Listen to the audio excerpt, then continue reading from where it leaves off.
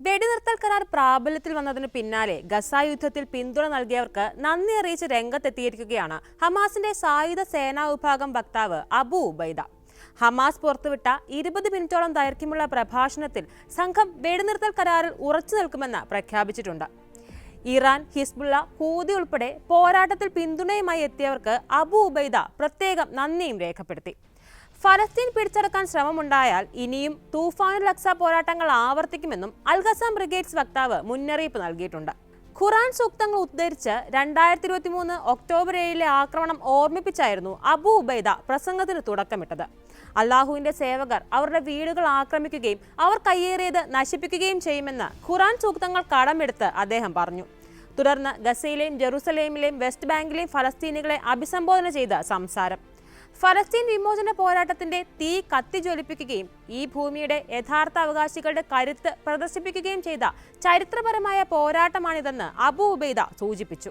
അദ്ദേഹത്തിന്റെ വാക്കുകൾ ഇങ്ങനെ: ചരിത്രം കുറിച്ച തൂഫാനുൽ അക്സ പോരാട്ടത്തിന് ശേഷം 471 ദിവസം പിന്നിട്ടു. വിനാശത്തിന്റെ പാതയിലുള്ള അധിനിവേശകരുടെ ശവപ്പെട്ടിയിലെ അവസാനത്തെ ആണിയായിരുന്നു അത്. നമ്മുടെ ജനതയുടെ ജീവത്യാഗവും രക്തച്ചൊരിച്ചിലും വ്യർത്ഥമാകില്ല. ഈ 471 ദിവസത്തിനിടയിൽ സ്വാതന്ത്ര്യത്തിനും വിശുദ്ധ ഗേഹങ്ങൾക്കുമായി അഭൂതപൂർവമായ ത്യാഗമാണ് നമ്മുടെ ജനത ചെയ്തത്.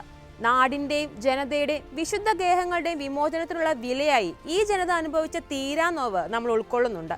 നമ്മുടെ ജനങ്ങൾക്ക് നേരെ തുടരുന്ന സയനിസ്റ്റ് അതിക്രമം തടയാനായി ഒരു കരാറിലെത്തണമെന്ന് മാസങ്ങൾക്ക് മുൻപ് ഈ ആക്രമണങ്ങളുടെ തുടക്കം തൊട്ട് തന്നെ നമ്മൾ ആഗ്രഹിച്ചിരുന്നു. വെടിനിർത്തൽ കരാറിനോടുള്ള സമ്പൂർണമായ പ്രതിബദ്ധത ചെറുത്തുനിൽപ്പ് പ്രസ്ഥാനങ്ങൾക്കൊപ്പം നമ്മളും പ്രഖ്യാപിക്കുന്നു. എന്നാൽ അത് ശത്രു എത്രമാത്രം ഇതിനോട് പ്രതിബദ്ധത പുലർത്തുന്നതിനെ ആശ്രയിച്ചിരിക്കും. ശത്രു വെടിനിർത്തൽ കരാർ നടപ്പാക്കുന്നതും ഉത്തരവാദിത്തം കാണിക്കുന്നതും മധ്യസ്ഥർ ഉറപ്പാക്കണം. ഗസ യുദ്ധത്തിൽ പിന്തുണയും സഹായവുമായി എത്തിയ രാജ്യങ്ങളെയും സായുധ സംഘങ്ങളെയും പ്രത്യേകം പേരെടുത്ത് പറഞ്ഞു തന്നെ നന്ദി രേഖപ്പെടുത്തുകയാണ്. യമനിലെ ഹൂതി സംഘമായ അൽസാറുള്ള സഹോദരങ്ങൾക്കും ലബനനിലെ ഹിസ്ബുള്ള സഹകൾക്കും നന്ദി അറിയിക്കുന്നു. ഈ പോരാട്ടത്തിൽ വലിയ വില കൊടുത്തവരാണ് അവർ. അധിനിവേശ സംഘത്തെ നേരിടാനായി അതിർത്തി കടന്നെത്തിയ ജോർദാനിലെ സഖാക്കളെയും ഇറാഖിലെ ഇസ്ലാമിക് റെസിസ്റ്റൻസിനെയും അഭിവാദ്യം ചെയ്യുന്നു. ഈ പോരാട്ടത്തിൽ നിരന്തരമായ പിന്തുണ നൽകുകയും യുദ്ധത്തിൽ പങ്കുചേരുകയും ഇസ്രായേലിനെ നേരിട്ട് ആക്രമിക്കുകയും ചെയ്ത ഇറാന് പ്രത്യേക നന്ദി. ഗസയുടെ പ്രാന്തപ്രദേശങ്ങളിലാണ് തൂഫാനുൽ അക്സ പോരാട്ടത്തിന് തുടക്കം കുറിച്ചത്. എന്നാൽ മേഖലയുടെ മുഖം ഒന്നാകെ അത് മാറ്റിമറിച്ചു. അധിനിവേശ ശക്തിയുമായുള്ള പുതിയ സമവാക്യങ്ങളും അവതരിപ്പിച്ചു. യുദ്ധം പുതിയ മുന്നണികൾ തുറന്നിട്ടപ്പോൾ ശത്രുവിന്റെ രക്ഷയ്ക്കായി അന്താരാഷ്ട്ര സഹായം തേടേണ്ടി വന്നു. ഗസയിൽ എല്ലാ ചെറുത്തുനിൽപ്പ് പ്രസ്ഥാനങ്ങളും തോളോട് തോൾ ചേർന്ന് ഒറ്റക്കെട്ടായാണ് പോരാടിയത്. അത് ശത്രുവിന് വിനാശകരമായ പ്രഹരങ്ങൾ ഏൽപ്പിക്കുക തന്നെ ചെയ്തു. യുദ്ധത്തിന്റെ അവസാന മണിക്കൂർ വരെയും അതീവ ധീരതയോടെയാണ് നമ്മുടെ പോരാളികൾ പോരാടിയത്. അസാധ്യമെന്ന് തോന്നിച്ച സാഹചര്യങ്ങളിലായിരുന്നു അവരുടെ പ്രവർത്തനം. സൈനിക ശേഷിയിലും യുദ്ധധാർമ്മികതയിലും അസമത്വങ്ങളോടാണ് നമ്മൾ പോരാടിയത്. പരിമിതമായ ആയുധങ്ങളും അപരിമേയമായ വിശ്വാസവും കൊണ്ടായിരുന്നു നമ്മുടെ പോരാട്ടം. നമ്മൾ ശത്രുവിനെ ആക്രമിച്ചപ്പോൾ നമ്മുടെ ജനങ്ങൾക്കെതിരെ ക്രൂരവും ഹീനവുമായ അക്രമമാണ് അവർ അഴിച്ചുവിട്ടത്.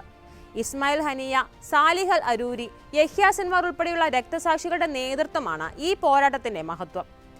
ഇസ്രായേലിനെ മേഖലയുമായി കൂട്ടിച്ചേർക്കാനുള്ള ഏത് നീക്കത്തിനെതിരെയും സ്വതന്ത്രരായ മനുഷ്യരെ ചെറുത്തുനിൽപ്പുണ്ടാകും. ഈ സമയത്ത് വെസ്റ്റ് ബാങ്കിലെ നമ്മുടെ സഹോദരങ്ങളുടെ ഉത്തരവാദിത്തം ഏറുകയാണ്. ഗസയുടെ സഹോദര നഗരമായ ജനീനിന്, അവരുടെ ധീരതയ്ക്ക്, അവരുടെ നിശ്ചയദാർഢ്യത്തിന് പ്രത്യേകം അഭിവാദ്യങ്ങൾ. ചെറുത്തുനിൽപ്പിന്റെ പ്രതീകമാണവർ. ഗസയുടെ പുനർനിർമ്മാണത്തിനായി മുന്നിട്ടിറങ്ങിയവർ. ഫലസ്തീനികൾക്കിടയിൽ ഐക്യവും സഹകരണവും ഊട്ടിയുറപ്പിക്കാനും മുന്നിൽ നിന്നവർ. അറബ് ഇസ്ലാമിക് ലോകത്തു നിന്നെങ്ങും ഐക്യദാർഢ്യവുമായി ദശലക്ഷക്കണക്കിന് സന്ദേശങ്ങളാണ് നമുക്ക് ലഭിക്കുന്നത്.